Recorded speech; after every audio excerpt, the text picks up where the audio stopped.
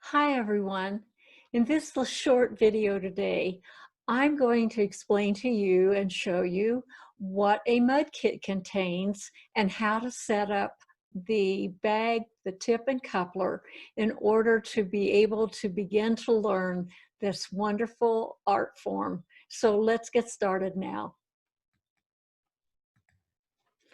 This is what the label of the mud kit looks like. And the reason that I put it up here is because it has the place where you would order your mud kit at www.margotclark.com. The mud kit itself is $37.95 plus shipping, and it contains absolutely everything that you would need in order to begin mudding and learning this wonderful art form. Your mud kit will come in a box just like this and contain all of these products. Absolutely everything you need to mud, and this jar of 4-ounce mud will make up 2 bags, and there is enough medium or mud in this jar in order to mud around 40 Christmas ornaments if you kind of wanted to have an idea of how far the mud goes. So you're going to receive a 4-ounce jar of the white mud, the container. You're going to receive a 2-ounce bottle of medium. That's what we use to catch and pull our mud on more porous surfaces. You'll receive a sponge that you'll need to keep damp to keep your mud bag in. You're going to receive a tip and coupler set, and it'll come in just one piece, but you want to separate it to 3 pieces. Rubber bands, a stick for actually loading your bag, the container, of course. You're going to receive information sheets about mudding, showing diagrams and different ways, and there's actually written instructions inside here for how to get started. So even after this video, you'll still have a reference sheet when the actual mud kit does arrive. You're going to receive 2 plastic bags for the mud. Of course, Margot's Miracle Brush, we could not do our mudding without it. It is just absolutely the most wonderful brush in the world for this, and it's a beautiful red sable brush that is going to make mudding very, very easy for you. And then Margot has included some practice paper for you to do that. So you're going to receive all of this in the kit.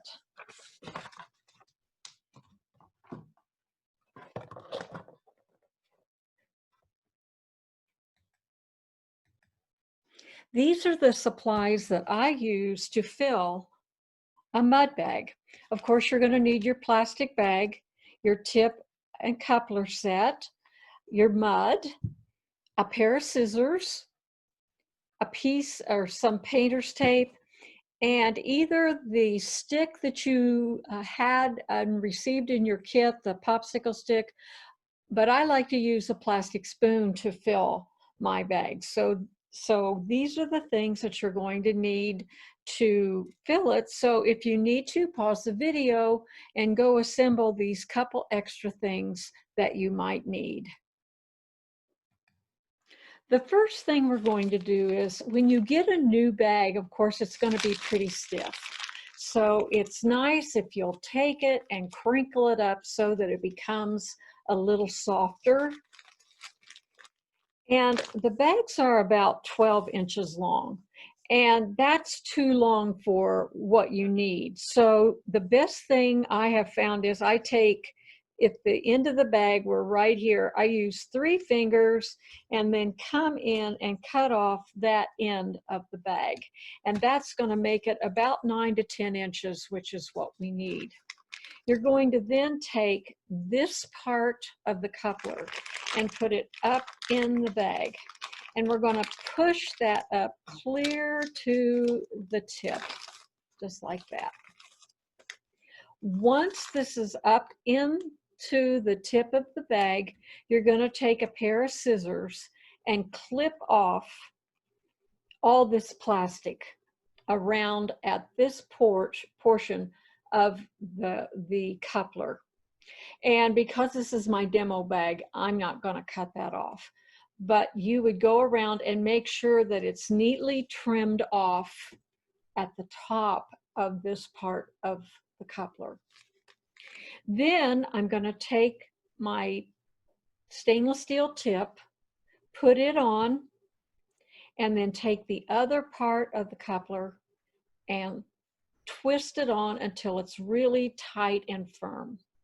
Now you'll notice I already have a piece of painter's tape or masking tape on the end of my tip, and this is to keep the mud from oozing out as I'm putting it on and in the bag. So next I'm going to take the bag and turn it inside out about halfway, just like this,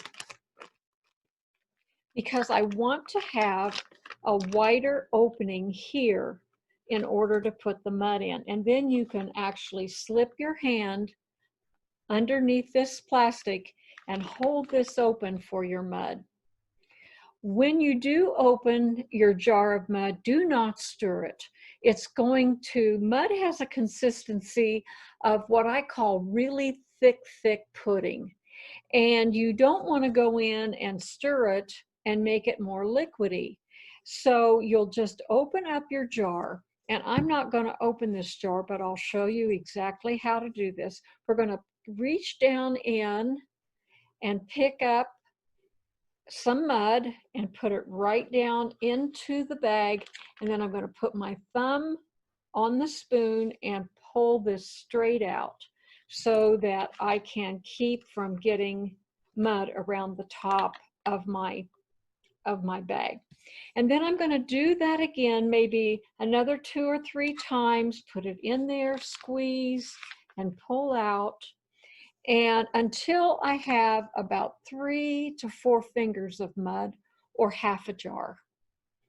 And then you want to put the lid right back on the jar and set it aside. Now you'll bring the plastic up from the bag, and you're going to have about this much mud in it. So you'll want to take and, kind of coax the mud down into the tip. And then right above where your mud is, which would be about right there, you're going to take and twist this very tightly, and then take a rubber band and wrap this around the bag.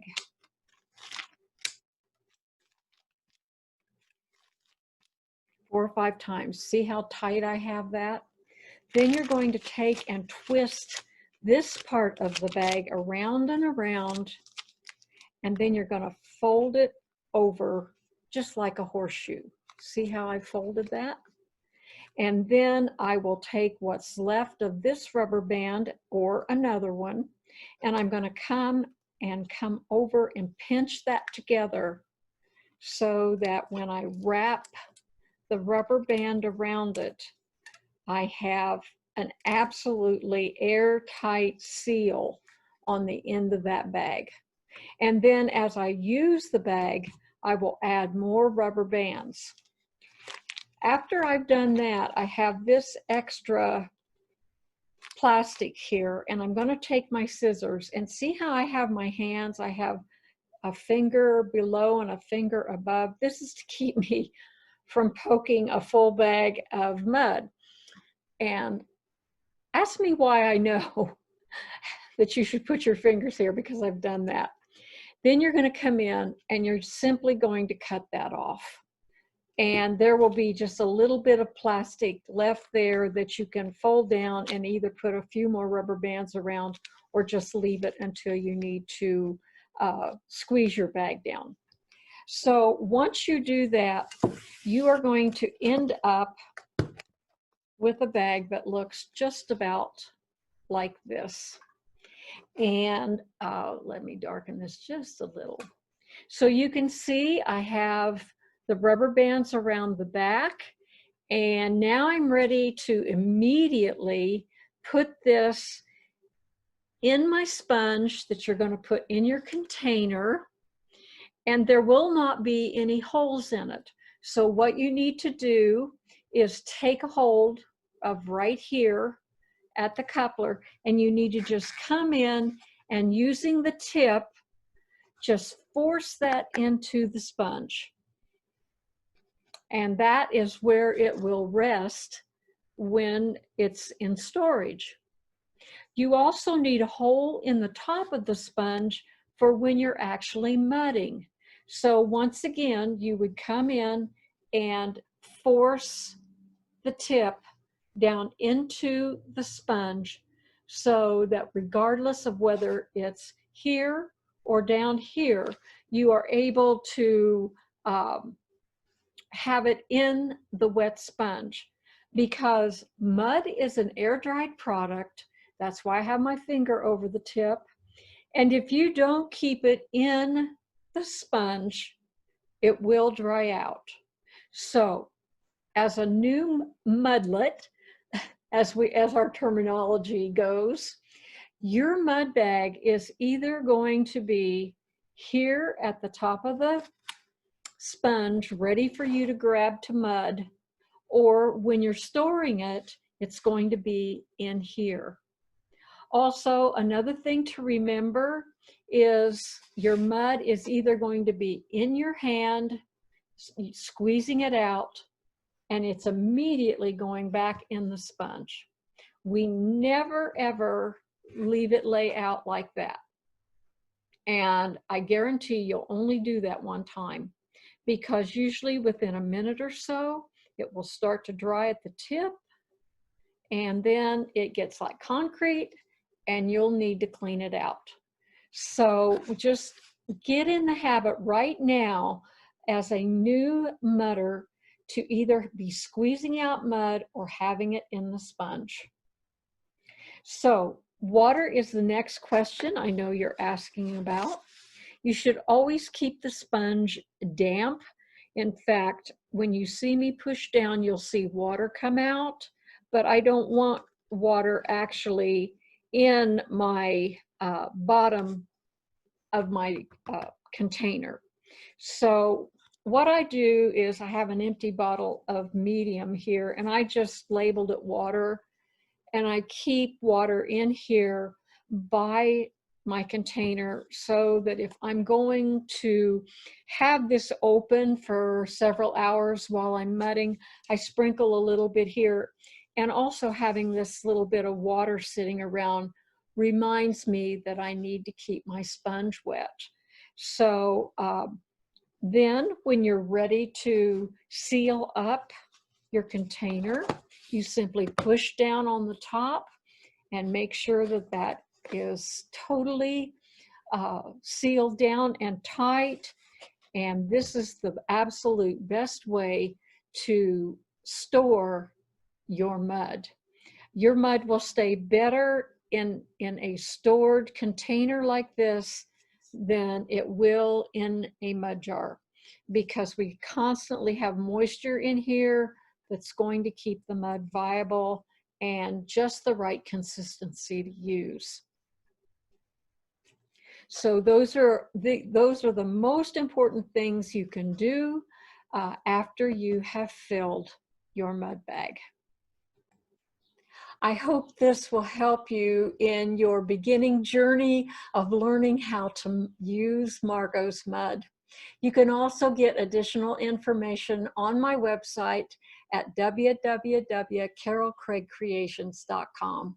And as always, you can email me at craigdaisy@aol.com with any questions that you have. I hope I'll see you again sometime soon live online. And so until I do, have a wonderful day and bye for now.